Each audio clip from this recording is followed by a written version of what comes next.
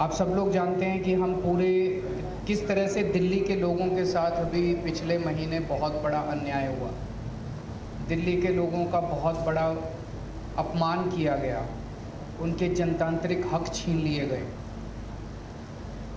Supreme court ने बहुत क्रांतिकारी फैसला दिया।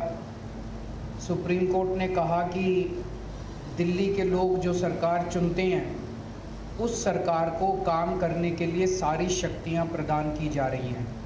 सुप्रीम कोर्ट ने सारी शक्तियां दिल्ली की सरकार को, दिल्ली एक यूनियन टेरिटरी माना जाता है, इसलिए समय समय पे मोदी सरकार ने हमसे बहुत सारी शक्तियां छीन ली थी। लेकिन 11 मई को सुप्रीम कोर्ट ने आदेश पारित करके वो सारी शक्तियां दिल्ली के लोगों को वापस, दिल्ली की चुनी हुई सरकार को, कि दिल्ली के लोग जिस भी सरकार को चुनेंगे, चाहे इस पार्टी की चाहे उस पार्टी की, उस सरकार को काम करने के पूरे अधिकार होंगे। दुर्भाग्यवश 11 मई को ये ऑर्डर आया और 19 मई को, 8 दिन के अंदर 19 मई को रात को 10 बजे, रात के अंधेरे में मोदी सरकार ने अध्यादेश जारी करके सुप्रीम कोर्ट के आदेश को पलट दिया। मोदी सरकार ने कहा कि नहीं, दिल्ली की सरकार को हम काम नहीं करने देंगे, दिल्ली वाले जो मर्जी सरकार चुने उसको हम काम नहीं करने देंगे, उसके पास काम करने के लिए कोई शक्तियाँ नहीं होंगी। ये तो एक तरह से दिल्ली के लोगों का अपमान है। दिल्ली के लोगों के अधिकार छीन लिए गए और दिल्ली के लोगों को बिल्कुल एक तरह से जनतंत्र के अंदर एक बेदखल कर दिया गया, पूरी की पूरी दिल्ली के 2 करोड़ लोगों को। अब ये जो अध्यादेश जारी किया गया है ये संसद में आएगा, संसद के मॉनसून सेशन में।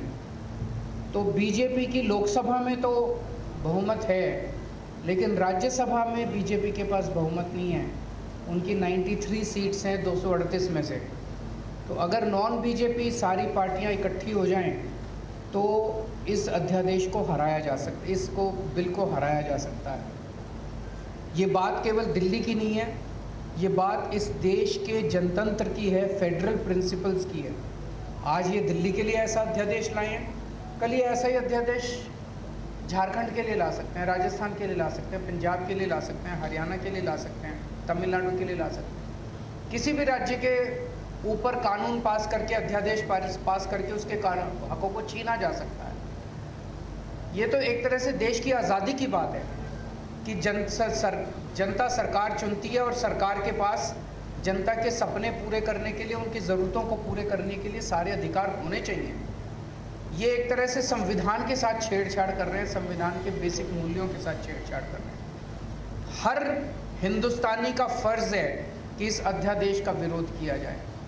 अभी हम पूरे देश भर में घूम रहे हैं और हमें सभी पार्टियों का बहुत अच्छा सहयोग मिला।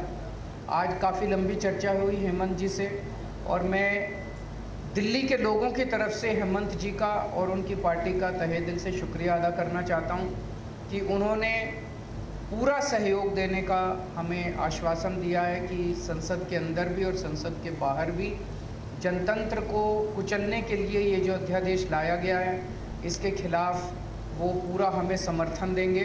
और